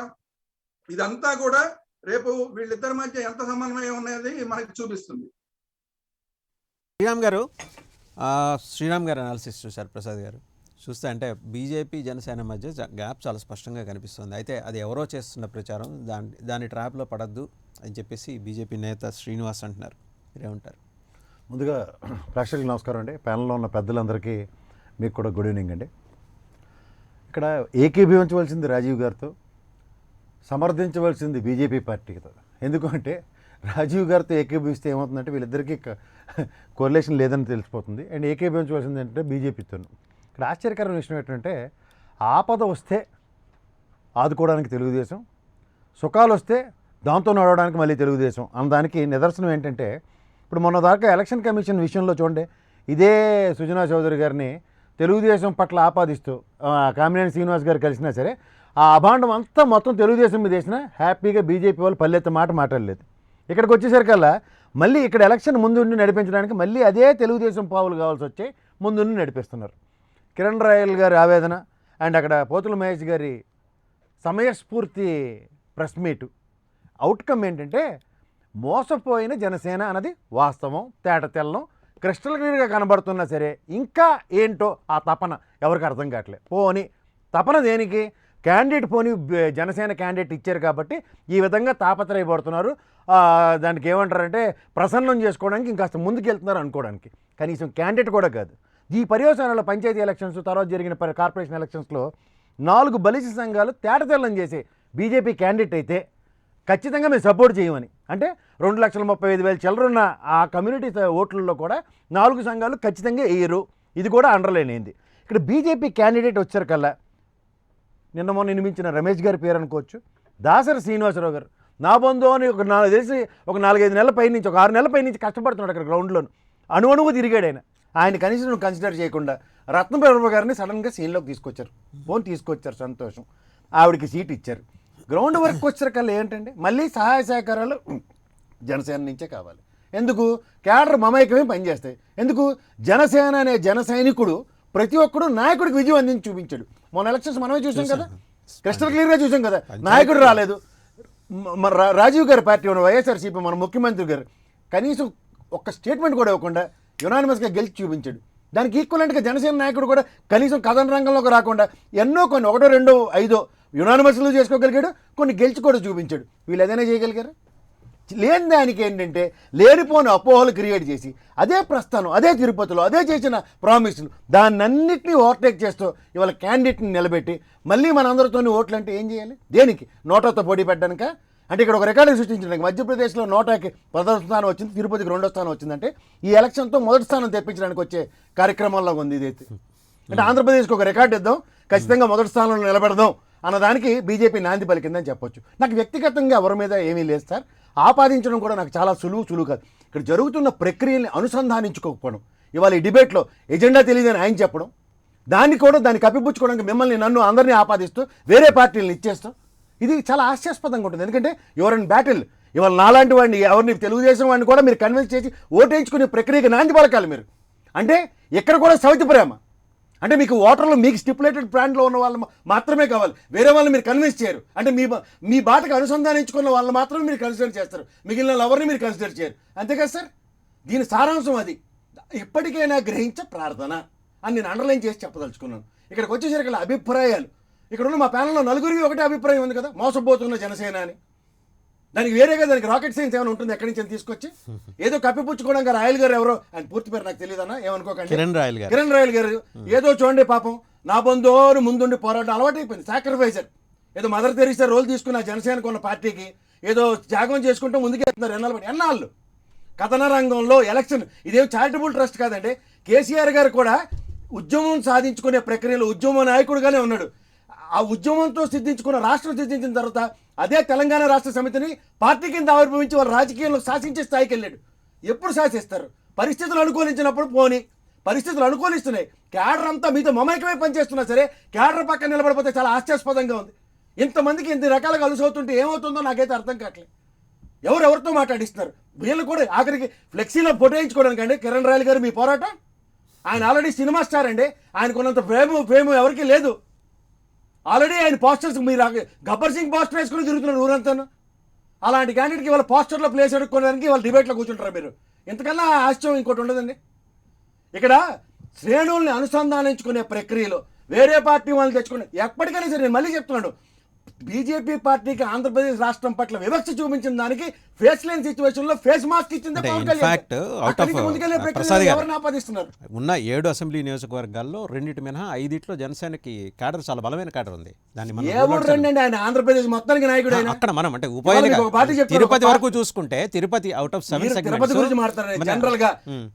ఎవరు జగన్మోహన్ రెడ్డి గారు కానీ, పవన్ కళ్యాణ్ కానీ అండ్ చంద్రబాబు నాయుడు గారికి ముగ్గురు స్టేట్ లీడర్ అండి, స్టేట్ పార్టీ ప్రెసిడెంట్లు. వాళ్ళు ఒక నియోజకవర్గానికి పరిమితం అవ్వడానికి కానీ ఏమైనా ఈ ఎలక్షన్ ఇక్కడ మనం తీసుకున్నాం కాబట్టి 5 నియోజకవర్గాల్లో వాళ్ళ ప్రాబ్లం ఉంది. మనం వాళ్ళే ఇంత దాకా చెప్పిన ప్రతి దాంట్లోనూ క్యాండిడేట్ వర్సెస్ క్యాండిడేచర్ అని చెప్పుకుని వస్తున్నారు. రెండో శ్రేణి నాయకులు ఎవరిని గుర్తింపు లేని కారణంగా, ఎగ్జిస్టింగ్ లీడర్స్ కి గుర్తింపు లేని కారణంగా వీళ్ళందరూ వాళ్ళకి ప్రాబల్యం సంతరించడానికి ప్రతి ఒక్కరు ముందుకెళ్తున్నారు. ఒకసారి కిరణ్ రాయల్ గారు ఏమంటారంటే out of 7 segments 5 me problem చాలా బలంగా ఉంది. ఇన్ఫాక్ట్ పుత్తూరు మీరు సిగ్నిఫికెంట్గా మీ రోల్ కనిపించింది పంచాయతీ ఎలక్షన్స్ ఆ టైంలో చూస్తే, పుత్తూరు సెగ్మెంట్ కానీ కాళహస్తి కానీ. ఇప్పుడు ఈ క్రమంలో ఈరోజు మీకు సరైన ఆదరణ లభించట్లేదనే ఒక భావన అయితే ప్రబలంగా ఉంది. మీరు అన్నారు కదా ద్వితీయ శ్రేణి నాయకత్వంలో, దాన్ని చాలా తక్కువ గ్యాప్ ఉంది. ఈ గ్యాప్లో ఎలా అడ్రస్ చేయబోతున్నారు మీరు కానీ బీజేపీ నాయకత్వం ఉమ్మడిగా సమిష్టిగా? ఇక్కడ మనం కొన్ని విషయాలు హైలైట్స్ గా మాట్లాడుకోవాలి సార్. ఒకటి వచ్చి పుత్తూరు మొన్న జరిగిన పంచాయతీ ఎన్నికల్లో కానివ్వండి, మున్సిపల్ ఎన్నికల్లో కూడా పవన్ కళ్యాణ్ గారు ప్రచారం చేయలేదు. పవన్ కళ్యాణ్ పలానా వ్యక్తి ఓటేమని చెప్పలేదు. కేవలం ద్వితీయ శ్రేణి నాయకులు, మా లాంటి నాయకులు, కార్యకర్తలు క్రిస్టియన్ ఎలక్షన్ చేసుకుని చాలా చోట్ల గెలవడం జరిగింది. పుత్తూరు మనకు రాదండి. పుత్తూరు అనేది తిరుపతి పార్లమెంటరీకి పుత్తూరు రాదు, మన పుత్తూరు కూడా గెలిచిన దాఖలాలు ఉన్నాయి. సెకండ్ వచ్చి ఇక్కడ మేము ఏదో పవన్ కళ్యాణ్ గారు ఫోటో పెట్టమని అడగట్లేదు. మా వెనకాల కొంతమంది క్యాడర్ ఉన్న వ్యక్తులు, కింద స్థాయి క్యాడర్ వ్యక్తులు, వాళ్ళు ఏం ఆలోచిస్తారు మేము ఆలోచిస్తాం. కొన్ని స్థాయిలో పవన్ కళ్యాణ్ గారి స్థాయి వేరు. ఇప్పుడు ప్రసాద్ గారు చెప్పినట్టు వేరే స్థాయి పవన్ కళ్యాణ్ గారిది. ఆయన కోసం మనం ఫైట్ చేయాల్సిన అవసరం లేదు. ఎవరికి ఎంత భక్తి ఉందో, ఎవరికి ఎంత ప్రేమ ఉందో చూపించుకుంటారు. కానీ కింద స్థాయి క్యాడర్లు అన్న బీజేపీ వాళ్ళు వచ్చారు, మనం జనసేన జెండా లేదు అక్కడ అంటే ఆ ఒక అటువంటిది రాని కూడా చూసుకోవాల్సిన బాధ్యత మన మీద ఉంది. అది బీజేపీ వాళ్ళకి కూడా చెప్తున్నాం. అంతేగాని మా పవన్ కళ్యాణ్ ఫోటో పెడితేనే మా ఓట్లు పడితేనే కాదు. పవన్ కళ్యాణ్ గారికి ఉన్న చరిష్మా, పవన్ కళ్యాణ్ గారు ఫోటో పెడితే ఓట్లు పడితే నేను చెప్పలేదు. ఎక్కడ అలా పవన్ కళ్యాణ్ గారి చరిష్మా నేత కనీసం ఉండాలి. ఆ బ్యానర్ లో ఉన్నప్పుడు కొన్ని పాయింట్ ఉన్నప్పుడు కనిపించినప్పుడు పవన్ కళ్యాణ్ కనిపిస్తే కూడా కొంతమంది ఆనందిస్తారు. మళ్ళీ అభిమానులు కొంతమంది మేమైతే ఓకే, కొంతమంది అభిమానులు ఉంటారు అన్న పవన్ కళ్యాణ్ ఫోటో లేదు అని ఉంటారు. వాళ్ళ కోసం చెప్తున్నాను తప్ప పవన్ కళ్యాణ్ గారు ఫోటో పెడితే బీజేపీకి ఓట్లు వస్తాయి, జనసేన ఓట్లు వస్తాయి ఆ పాయింట్ లో మాట్లాడలేదు సార్. మేము ఒకటే పవన్ కళ్యాణ్ గారిని కూడా ఓట్లు ఎందుకు పెట్టమంటున్నామంటే మా సాటిస్ఫాక్షన్ కోసం కాకుండా వెనక మా కార్యకర్తలు చాలా మంది ఉన్నారు, వాళ్ళు కూడా అడుగుతారు. క్వశ్చన్ చేయకుండా రేపటికి గ్యాప్ రానియకుండా ఎలక్షన్ లో పనిచేయడానికి ఫుల్ఫిల్ చేయడానికి చిన్న చిన్న మైనస్లు ఏమున్నా కూడా మన సరిదిద్దుకోసం బాధ్యత ఉంది. ఇప్పుడే సామంతి శ్రీనివాసన్ అని చెప్పారు కాబట్టి అభ్యర్థి ప్రకటించారు. రేపటి దినం కూర్చొని మాట్లాడుకొని సమన్వయంగా కమిటీ వేసి ఏం చేయాలో దాన్ని బట్టి మీరు భవిష్యత్తుకు ప్రకటిస్తాం. మేమైతే ఒకటే, బీజేపీ అభ్యర్థి గెలిపించుకునే పనిలో జనసేన బీజేపీ పార్టీకి ఎంత ప్రెస్టేజెస్ ఉందో జనసేన పార్టీకి అంతే ప్రెస్టేజెస్ ఉంది. ఎందుకంటే ఇది మాకు ముఖ్యమైన ఎలక్షన్ కాబట్టి ఖచ్చితంగా మేము ఇద్దరు కలిసి గెలిపించుకుందాం.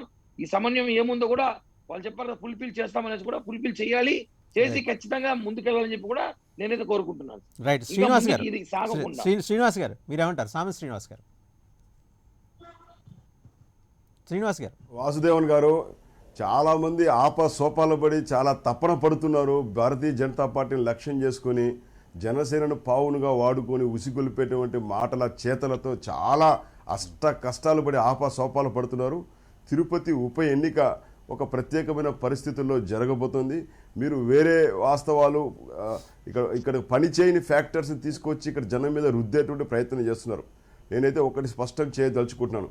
మొన్న ఎన్నికలలో వైకాపా అనుసరించిన విధానం ఎలాగైతే అరాచకం, అధికార దర్పంతో ప్రజలను ఓటింగ్కి దూరం చేసిందో, యునానిమస్ పేరుతోటి రాజ్యాంగబద్ధంగా తమకు సిద్ధించినటువంటి ఓటు హక్కును వినియోగించేటువంటి అవకాశం లేకుండా దౌర్జన్యంగా యునానిమస్ చేశారు. అంటే పోలింగ్ బూత్ దాకా రానివ్వకుండా దూరం పెట్టిన ప్రజలందరూ కూడా అవకాశం కోసం ఎదురు చూస్తున్నారు.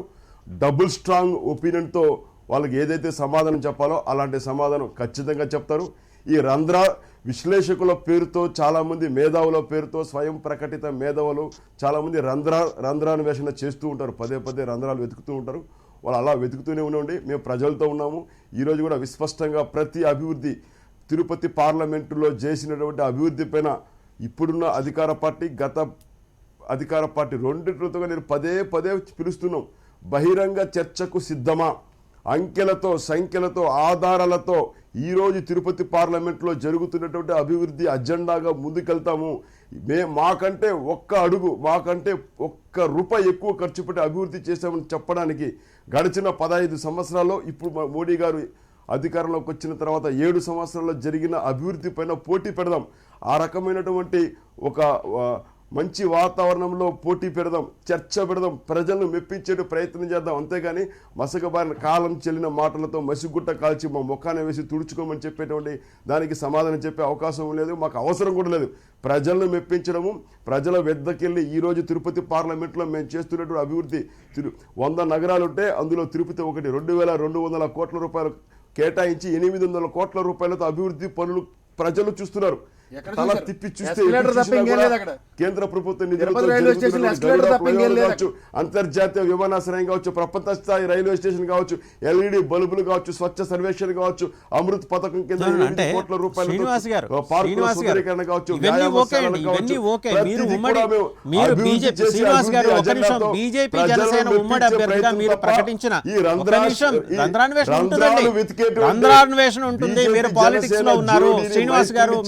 కన్వీనియంట్ ఇగ్నోరింగ్ ఫ్యాక్ట్ మీరు చాలా కన్వీనియంట్ గా మర్చిపోతున్నారు వాస్తవాన్ని. పాలిటిక్స్ లో ఉన్నప్పుడు రంధ్రాన్వేషణ ఉంటుంది, మీరు డినై చేయలేరు. మీ ఇద్దరి మధ్య బీజేపీ శ్రీనివాస్ గారు kindly listen to me, BJP Janasena మధ్య పొరపచ్చాలు వచ్చాయనేది బాటంగా చెప్తున్నారు. దాని రంధ్రాన్వేషణ బీజేపీ కలిసి ఇక్కడ ప్రజలను మెప్పించాలి, ప్రజల మనసును గెలుచుకోవాలి తప్ప ఈ రకంగా వితండవాదంతో భారతీయ జనతా పార్టీ పైన ఒక విద్వేషపూరితమైన లక్ష్యంతో అసందర్భంగా తిట్టేవట్టి వాళ్ళను మెప్పించి ఒప్పించాల్సిన అవసరం లేదు. ప్రజలను ఒప్పించాలి, అది మా బాధ్యత. ఆ పనిలో మేము నిమగ్నమై ఉన్నాం. ఆ పనిలో మేము వాళ్ళు కలిసి ముందుకెళ్తున్నాము. ఖచ్చితంగా ప్రజలను మెప్పించే ప్రయత్నంలో భాగంగా చేసిన అభివృద్ధి అజెండాగా ఈ అరాచక పాలన ఇచ్చి నేను చెప్పాను, దానికి సమాధానం చెప్పండి. ఈరోజు అధికార దుర్వినియోగం పాల్పడి ప్రజలను ఓటింగ్కి దూరం చేయలేదా? సరే, ఆయన కొండ రాజీవ్ గాంధీ గారు ఉన్నారు, ఆయన చెప్తారు. చేయలేదా? ఒక నిమిషం. రౌడీజం రా- చేయలేదా? రా- రాజీవ్ గాంధీ గారు చేయలేదా? రాజీవ్ గాంధీ గారు సెంట్రల్ ఈరోజు గవర్నమెంట్ కదా, తిరుపతి లాంటి సెంట్రల్ గవర్నమెంట్ నుంచి పోస్ట్ చేసి ఎలక్షన్ పెట్టవలసింది. రాజీవ్ గాంధీ గారు క్షేత్రం అంత భయపడిపోలేదు, సెంట్రల్ గవర్నమెంట్ నుంచి పోస్ట్ చేసి ఎలక్షన్ పెట్టవలసింది. రాజీవ్ గాంధీ గారు శ్రీనివాస్ గారు మీ ప్రశ్నకు రాజీవ్ గాంధీ సమాధానం చెప్తారు. రాజీవ్ గాంధీ గారు మీరు పాల్పడ్డ అరాచకాలకు సంబంధించి మీరు ఒక్క ఒకసారి నిమిషం, వివరణ రాజీవ్ అన్న, ఒక్క ఇవ్వండి. నిమిషం, ఒక్క నిమిషం టైం. పూర్తి కానివ్వండి. రాజీవ్ అన్న, ఒక్క నిమిషం, వినండి, ఒక్క నిమిషం అన్న. విశ్లేషకుల వారు మీరు మాట్లాడింది నేను కూడా విన్నాను. ఒక్క నిమిషం రాజీవ్ అన్న. Let me answer. విశ్లేషకుల వారు సార్, ప్రసాద్ గారు, నేను ఒక 2 నిమిషాలు పూర్తి చేస్తాను. సార్, వాసుదేవన్ గారు, పాపం బీజేపీ వారి మాటల్లో ఏంటంటే నాకు చిన్నపిల్లలు మాట్లాడినట్టే అనిపిస్తుంది. ఎందుకంటే చిన్నపిల్లడు స్కూల్కి వెళ్ళను అని చెప్పి ఏడుస్తూ నాకు కడుపు నొప్పి వచ్చింది, నాకు కాలు నొప్పి వచ్చింది, నాకు కంటి నొప్పి వచ్చింది అని చెప్పి కొంటి సాకులు ఎలా చెప్తా ఉంటాడో ఈ రోజు అదే విధంగా ఈ మాటలు కనబడతా ఉన్నాయి. 100 కన్నా తక్కువ ఓట్లు వస్తాయి. మీరు బీజేపీని ఎందుకు లక్ష్యం చేసుకుంటున్నావో? ఎవరు లక్ష్యం చేసుకున్నారు? వినండి సార్, మీరు లక్ష్యం వాళ్ళని పెట్టుకుని ఒక్క నిమిషం, జనసేన పెట్టుకుని లక్ష్యం మీరు సాధించుకుంటున్నారు. శ్రీనివాస్ గారు ఒక నిమిషం, ఆయన కంప్లీట్ ఇక్కడ చేయండి. ఎలక్షన్స్ మీ దగ్గరకు లో వస్తా. బీజేపీని ఎవరు కన్సిడర్ చేయరు. శ్రీనివాస్ గారు మీ దగ్గరకు వస్తా. శ్రీనివాస్ గారు రాజీవ్ గాంధీని కంప్లీట్ చేయండి, మీ దగ్గరకు వస్తా. శ్రీనివాస్ గారు మీ దగ్గరకు వస్తాను. రాజీవ్ గాంధీ గారిని చెప్పండి. రాజీవ్ గాంధీ మేము నలుగురు ఆంధ్రప్రదేశ్ ప్రజలు అండి, మేము నలుగురు నష్టపోయాం, అందుకే మిమ్మల్ని ప్రశ్నిస్తాం మేము. శ్రీనివాస్ గారు ఒకసారి రాజీవ్ గాంధీ గారిని మాట్లాడండి, మీ దగ్గరకు వస్తా. శ్రీనివాస్ గారు వస్తా, మీ దగ్గరకు వస్తా. శ్రీనివాస్ గారు హ్యావ్ సమ్ పేషెన్స్, ఆయన మాట్లాడివ్వండి, ఆయన మాట్లాడివ్వండి, మీ దగ్గరకు వస్తా. రాజీవ్ గాంధీ మీరు మాట్లాడండి. శ్రీనివాస్ గారు ఒక్కసారి మీరు ఆగండి. శ్రీనివాస్ గారు, నేను ఒక విషయం చర్చ సందర్భంగా మీకు చెప్పాలనుకుంటున్నా. అబద్ధాన్ని ఎంత గట్టిగా అరిచి గీపెట్టినా అబద్ధమే అవుతారు తప్ప నిజం అవ్వదు. మీరు అంత గట్టిగా మాట్లాడినంత మాత్రం అబద్ధాలు నిజాలు అవ్వవు. కాబట్టి మీ అంశం మీకు ఇచ్చినప్పుడు, మీ సమయం మీకు ఇచ్చినప్పుడు మీరు ఎంత మాట్లాడినా, ఎంత ఓపికగా సహనంగా మేమంతా వింటా ఉన్నామో, మా సమయం మాకు వచ్చినప్పుడు మా తాలూకా మా అభిప్రాయాన్ని మేము చెప్పేటప్పుడు మా అభిప్రాయాన్ని గౌరవించాల్సినటువంటి బాధ్యత మీ మీద ఉంది. మా అభిప్రాయాన్ని అంగీకరించమని మేము అనం, ఎందుకంటే మీదో రాజకీయ పార్టీ, మాదొక రాజకీయ పార్టీ. బట్ చర్చ సందర్భంగా లక్షలాది మంది ప్రజలు మనం చూస్తున్నప్పుడు మనం ఒకరి అభిప్రాయాన్ని, ఒకరి వాయిస్ ని మనం అడ్డు తగిలే ప్రయత్నం మాత్రం దయచేసి చెయ్యొద్దు.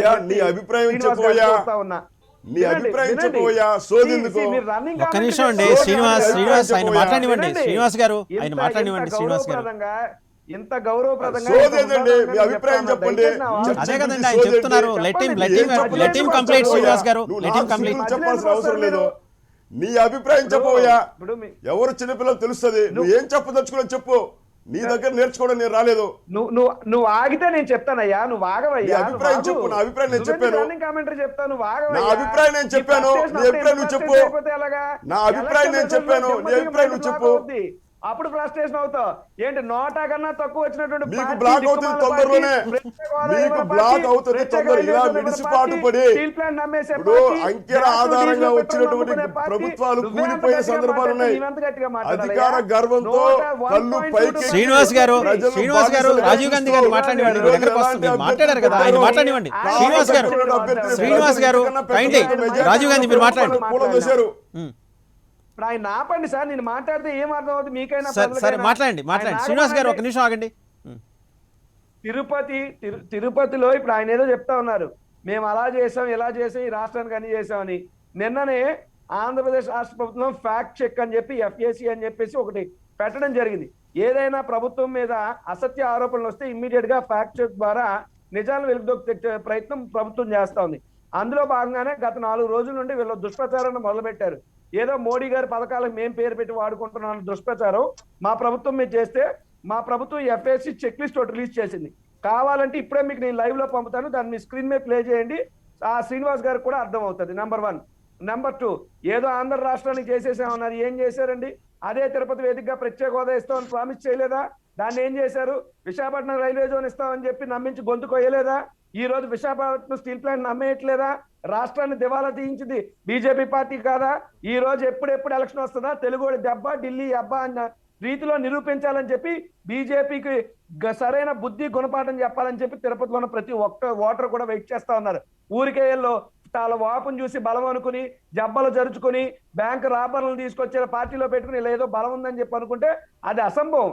మీరు ఎప్పటికైనా మీ గ్రాస్ రూట్ లెవెల్ రియాలిటీ తెలుసుకుని రాజకీయాలు చేయండి. అసలు తిరుపతి పార్లమెంట్ లో ఉన్న నియోజకవర్గాలు ఎన్ని అంటే, తిరుపతి పార్లమెంట్ పరిధిలో సర్వేపల్లి కానీ, గూడూరు కానీ, సూళ్లూరుపేట కానీ, వెంకటగిరి కానీ, తిరుపతి కానీ, శ్రీకాళహస్తి కానీ, సత్యవేడు, ఇన్ని నియోజకవర్గాలు ఉన్నాయి. ఈ నియోజకవర్గాలు అసలు మీకు వచ్చిన ప్రాధాన్యత ఏంటండి? 2019లో వచ్చిన రిజల్ట్లు ఎంతండి? దాదాపు 7,30,000 ఓట్లు వైఎస్ఆర్ కాంగ్రెస్ పార్టీ పార్లమెంట్ అభ్యర్థికి వచ్చినాయి. తెలుగుదేశం పార్టీ వారికి 5 లక్షల ఓట్లు వచ్చినాయి. అంటే 55% ఓట్ బ్యాంక్ వైఎస్ఆర్సీపీకి వస్తే 37% టీడీపీకి వచ్చింది. ఇక్కడ ఇంకో విషయం స్పష్టంగా చెప్తున్నా, టీడీపీ, బీజేపీ, జనసేన వీళ్ళ ముగ్గురు ఒకటే. ఆ 2014లో అదే జరిగింది, 19లో అదే జరిగింది, రేపు 24లోనేంటి, మన పంచాయతీల్లోనేంటి, లేదు అంటే ఇప్పుడు జరగబోయే తిరుపతిలోనేంటి, ఇదంతా అంతే. సో ఇక్కడ టీడీపీకి వచ్చిన 37, బీజేపీకి వచ్చింది ఎంతో తెలుసండి, నోటాకి 1.6 ఓట్లు వస్తే బీజేపీకి 1.22% వచ్చింది. నోటా కన్నా తక్కువ ఓట్లు వచ్చినాయండి. మీకేమైనా సత్తా ఉంటే it is my open challenge, take it as an record. మళ్ళీ తిరుపతి రిజల్ట్ తర్వాత మాట్లాడుకుందాం వాసుదేవన్ గారు, మనం అందరం కూడా. నోటా కన్నా ఒక్క ఓటు ఎక్కువ తెచ్చుకోండి బీజేపీ వారు, అప్పుడు చూద్దాం. మీరు బీజేపీ, జనసేన, టీడీపీ కలిసినా ఖచ్చితంగా ఓటమి ఖాయం. మరి మీకు కానీ అంత కాన్ఫిడెన్స్ నిర్మాణంలో ఉన్నటువంటి పార్టీలు మీలో మీరు కాదయ్యా, మీకు అంత కాన్ఫిడెన్స్ ఉన్నప్పుడు బీజేపీ టార్గెట్ చేస్తావు. బీజేపీకి తగిన కాన్ఫిడెన్స్ ఉన్నప్పుడు బీజేపీ ఎందుకు భయపడుతున్నారు? ఎందుకు బీజేపీ లక్ష్యం చేసుకుంటున్నారు? రైట్. కిరణ్ రాయల్ చెప్పండి. కిరణ్ రాయల్ చెప్పండి. వైసీపీ రాజు గారు కూర్చోవారు కదా, నీతి నిజాయితీ ఓట్లు వేయించుకొని నీతిగా జనాల్లో ప్రేమ అనురాగాలతో ఓట్లు వేయించుకున్న వైసీపీ కార్యకర్త అక్కడ ఉన్నాడు. ఎవరైనా పేరేం సార్? వైసీపీ నేత రాజీవ్ గాంధీ సార్, ఆయన పేరు రాజీవ్ గాంధీ సార్. రాజీవ్ గాంధీ గారే చెప్పండి. నీతి నిజాయితీకి ప్రజలు ప్రేమతో అభిమానంతో మన మున్సిపల్ ఎన్నికల్లో, పంచాయతీ ఎన్నికల్లో ఓట్లు వేయించుకున్న పార్టీ అధికార ప్రతినిధి రాజీవ్ గాంధీ గారు ఒక విషయం గుర్తుపెట్టుకోండి, బీజేపీ, జనసేన, టీడీపీ ఒకటైతే మీరు ఉంటారా? అడుగుతున్నాం వాస్తవంగా. మీరు ఒకటయ్యారు కాబట్టి మేము ఉన్నాం. దొంగలు కాబట్టి మేము ఉన్నాం. నిజాయితీ నాయకుడు ఉంటాడా? అనవసరంగా మీ మాట తీరు కారణంగా మీ నాయకులు తిట్టాల్సి వస్తుంది. బ్యాంక్ దొంగలంటే మీ నాయకుడు గుర్తొస్తాడు. మమ్మల్ని ఎదుర్కొనే దమ్ము మీకుందా? నాయకుడు దొంగల నాయకుడు లేదు. బ్యాంక్ రాబడి అంటే పర్యాయ పదం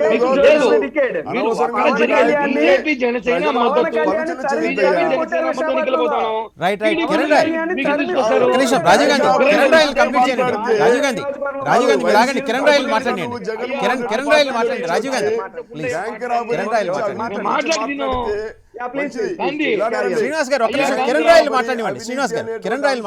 ప్రజల ముందుకు రండి. శ్రీనివాస్ గారు కిరణ్ రాయల్ మాట్లాడి. గాంధీ గారు అన్న సీన నాకు నిమిషం శ్రీనివాస్ అన్న, అయ్యా గాంధీ గారు, మీ పేరుకి మీరు మాట్లాడుకు అర్థం కూడా లేదండి. అన్ని మొత్తమండి. అసలు జగన్మోహన్ రెడ్డి గారి పరిపాలన, మొన్నటి అరాచకమైన శక్తులు, మొన్న నిజంగానే మీ మనస్ఫూర్తిగా చెప్పగలండి, జనం ఓట్లు వేయించండి, జనం ఓటేసి అవకాశం ఇచ్చారా? 90% మంది జనాన్ని ఇంటికే పరిమితం చేసి మీరే ఓట్లు వేయించుకున్నారు. ఈ విషయం గురించి మనం మాట్లాడే టైం లేదు, ఇప్పుడు ఆ సందర్భం కాదు, మనం మాట్లాడకూడదు. నేను ఒకటే అడుగుతున్నా, టీడీపీ, జనసేన, బీజేపీ ఒకటే అని చెప్పి మీ నినాదం ఎందుకంటే మీరు అదొక స్లోగాన్ పెట్టుకున్నారు. నిజంగానే అలాంటి ఒప్పందంలో కానీ ఎన్నికలు చేస్తే, జనసేన, టీడీపీ, బీజేపీ కలిసి ఎన్నికల ఒప్పందం చేస్తే మీరు తట్టుకోగలుగుతారా? మీ నాయకుడు ఉంటాడా? మీ పార్టీ ఉంటుందా? ఈ పార్టీకే మీ నాయకుడు జైల్లో కూర్చొని ఉంటాడు. రాసుకోండి మీరు పార్టీకి. బీజేపీ ఒకటి మీ పార్టీ ఉంటుందా? మీ పార్టీ క్యాడర్ ఉంటుందా? గుర్తుపెట్టుకోండి, జనసేన, బీజేపీ మాత్రమే ఎన్నికల్లో పనిచేస్తా ఉంది. మీరు గుర్తుపెట్టి ఎందుకు మమ్మల్ని టీడీపీ తీసుకొచ్చి కలుపుతుందో మాకు అర్థం కావట్లేదు. మీకు టీడీపీకి ఒప్పందాలు ఉన్నాయో మాకు అనుమానంగా ఉంది. లేదంటే టీడీపీ మీరు ఏమైనా ప్యాకేజ్ మాట్లాడుతున్నారు తెలియదు, కానీ ఎంతసేపు మాట్లాడుకున్నప్పుడు మీరు టీడీపీని తీసుకొచ్చి మాకు అంటగడతారా తప్ప మేము నిజంగానే ముగ్గురం కలిసి ఎన్నికల్లో పోవాలని డిసైడ్ అయ్యింటే, మొన్న మున్సిపల్ ఎన్నికల్లో మేము ఇచ్చిన దెబ్బకి మీ గుయ్యి అబ్బా అని ఉంటుంది తెలుసా మీకు? మేము ముగ్గురం కలిసి అప్పు చేస్తుంటే మీ గుయ్యి అబ్బా అని ఉంటుంది. మేము జనసేన, బీజేపీ కలిసి పోటీ చేస్తాం, బీజేపీ టీడీపీ కిరణ్. శ్రీరామ్ గారు చెప్పండి. శ్రీరామ్ గారు ఒక డిఫరెంట్ సిచ్యుయేషన్ ఈ రోజు అయితే తిరుపతి ముఖ చిత్రం మీద కనిపిస్తోంది. అంటే ఎక్కడ ఈ మూడు పార్టీలు కలిసి వెళ్తున్నాయేమో అనే ఒక అనుమానాన్ని వైసీపీ చాలా బలంగా క్రియేట్ చేసే ప్రయత్నం చేస్తుంది. వాసుదేవన్ గారు ఒక్క పాయింట్, వాసుదేవన్ గారు, శ్రీరామ్ గారు వన్ స్మాల్ సబ్మిషన్ నాది. అంటే జనసేన వారు అనడానికి ఒకే ఒక పాయింట్ చెప్తా. ఆయన ఏమన్నారంటే 2014లో ఇట్ ఈస్ వెరీ ఓపెన్ అందరికి, 2019లో కూడా ప్రజలందరికీ తెలిసి వీళ్ళు కలిసి వెళ్ళారని. సార్ ఆయన ఏమన్నారంటే, మొన్న మున్సిపల్ ఎలక్షన్స్ లో లోకల్ బాడీ పంచాయతీలో మేము కలిసి వెళ్ళి మీరు మీ పార్టీ ఉండేవారని అందరూ. కావాలంటే క్లిప్పింగ్ లింకులు పంపిస్తానండి. బీజేపీ పార్టీకి లేదు జనసేన వీళ్ళిద్దరు పొత్తులో ఉంటే సార్, ఈస్ట్ గోదావరి రాజు వెస్ట్ గారు, గోదావరిలో ఒక నిమిషం. వీళ్ళ రాయల్ తెలుగుదేశం రాయల్ పార్టీ ఒక నిమిషం. నాయకులు రాయల్ గారు ఒక జనసేన నిమిషం. పట్టుకొని దీనికి పొత్తు అడుక్కోలేదా చెప్పండి. రైట్. జనసేన పార్టీ జెండాలు పట్టుకుని తెలుగుదేశం పార్టీ ఎమ్మెల్యే తిరిగారా లేదా ఎలక్షన్ లో ఓట్లేమని కళ్ళున్న మాటలు మాట్లాడాలి సార్. మనం ఊరికే రాజకీయంతో మబ్బులు రైట్ రైట్ కమ్మేసి శ్రీరామ్ మన చెప్పండి. టీవీ టైం ముందు టైం మాట్లాడడం శ్రీరామ్ గారు జరగదు. శ్రీరామ్ గారు మీరు- చెప్పండి. మీరు ఒక నిమిషం. ముగ్గురు రాజీవ్ గాంధీ కలిసి పోటీ చేశారు. మీకు రాజీవ్ గాంధీ ముగ్గురు లెట్ ఇచ్చారు మొన్న. రాజీవ్ గాంధీ గారు ఆగండి. అయినా ఆగండి. ఏంటంటే మనకు బుద్ధి రాదు రాజకీయంగా. ఎవడో ఒకటి సంకెక్కడమే జనసేన పార్టీ రైట్. ఎప్పుడు అంతే. రైట్ రాజీవ్ గాంధీ గారు ఒక నిమిషం. శ్రీరామ్ శ్రీరామ్ చెప్పండి. శ్రీరామ్ ఇప్పటికీ కూడా శ్రీరామ్ రాయల్ శ్రీరామ్ చెప్పండి. ఒక్క నిమిషం మాట్లాడారు కదా, ఒక్క నిమిషం ఆగండి.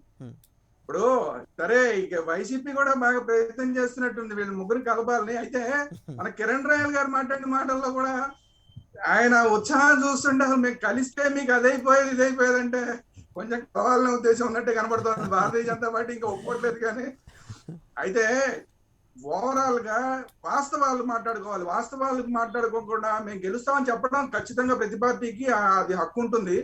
అయితే వాస్తవాలు చాలా దూరంగా ఉన్నాయి. భారతీయ జనతా పార్టీ గురించి జనసేన గురించి ఈ రోజు మనం మాట్లాడుకుంటున్నాం కాబట్టి, అదే తెలుగుదేశం మిగతా వాటిని కలిపి మాట్లాడుకుంటే అది వేరే రోజు మాట్లాడదాం.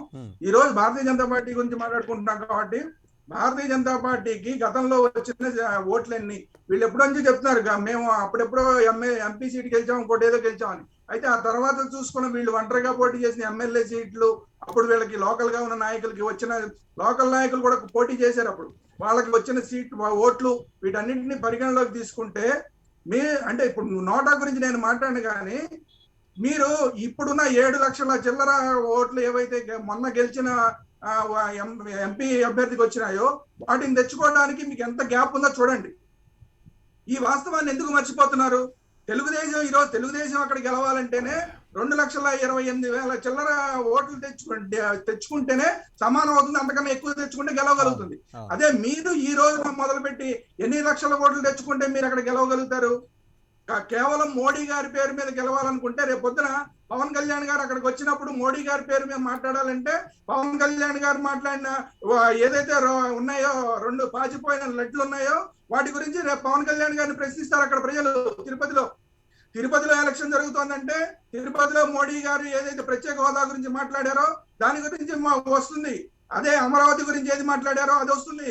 వీటన్నిటికీ సమాధానం చెప్పాలి. వీటి సమాధానం చెప్పి మీరు ప్రజల్ని సాటిస్ఫై చేసి అప్పుడు మీరు ఇన్ని లక్షల ఓట్లు మీరు తెచ్చుకోగలగాలి. కేవలం దుమ్మెత్తిపోయినంత మాత్రాన ఏమీ రాదు. చెప్పండి. సోమవీర్రాజు గారిని ముందే రైట్ శ్రీరామ్ గారు ఒకసారి టైం ఈజ్ అప్. ఒకసారి ప్రసాద్ గారు ఫైనల్ గా కంక్లూడ్ చేస్తారు. పోటీ చేస్తారని సోమవీర్రాజు గారిని చెప్పని ఏ విశ్లేషకుడు చెప్పలేదు. పవన్ కళ్యాణ్ గారిని వెళ్ళి పివి గారి అమ్మాయికి సపోర్ట్ చేయమని చెప్పి ఏ విశ్లేషకుడు చెప్పలేదు. అలాగే మీ వాళ్ళు వీళ్ళని తిట్టడం వీళ్ళు వాళ్ళని తిట్టడం. రైట్ శ్రీరామ్ గారు. ప్రసాద్ గారు చెప్పండి. అంటే ఫైనల్ గా ఇప్పుడున్న పిక్చర్ మీకేమనిపిస్తుంది? ఇప్పుడు బీజేపీ జనసేన మధ్య ఆ డిఫరెన్సెస్ అయితే ఆ గ్యాప్ అయితే చాలా స్పష్టంగా ఎస్టాబ్లిష్ అయింది. ఓపెన్గా డిబేట్లోనే ఎస్టాబ్లిష్ అయింది.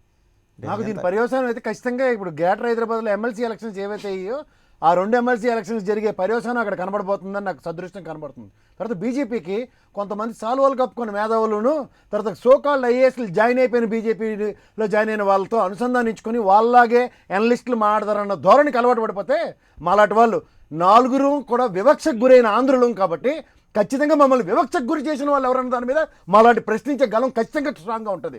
ఎప్పుడైతే మేము ఆంధ్ర పౌరులుగా మా ఔన్నత్యానికి దెబ్బతీసే పరిస్థితికి డ్రైవ్ అవుతుందో మా వాక్య స్వాతంత్రం ఈ విధంగానే ప్రదర్శించి ప్రశ్నించడం జరుగుతుంది. మేము కూడా బీజేపీ నుంచి వచ్చిన వాళ్ళమే, ఎక్స్ఆర్ఎస్ఎస్ బ్యాచ్ మేము కూడాను, ఆ మహానుభావుడు వాజ్పేయి అద్వానీ గారి లీడర్లతో కింద పనిచేసిన వాళ్ళమే మేము కూడాను. కానీ ఈ కొత్త ధోరణిలో మేము డైజెస్ట్ చేసుకోలేక ఉక్కిరిబిక్కిరే ఈ విధంగా మాడవలసి వస్తుంది. మీరు ఇంకా డైజెస్ట్ అవ్వడానికి మీకు ఇంకా టైం పడుతుంది. రైట్. థ్యాంక్ యూ ప్రసాద్ గారు, థ్యాంక్ యూ శ్రీనివాస్ గారు, అలాగే కిరణ్ రాయల్, కొండా రాజీవ్ గాంధీ, త్వరగా శ్రీరామ్, అందరికీ ధన్యవాదాలు. ఇది ఈరోజు స్ట్రైట్ టాక్. మరి కాసేపట్లో న్యూస్ బులెటిన్ ప్రసారం అవుతుంది. చూస్తూనే ఉండండి ప్రైమ్ 9. నిజం ఇదే మా ఇజం.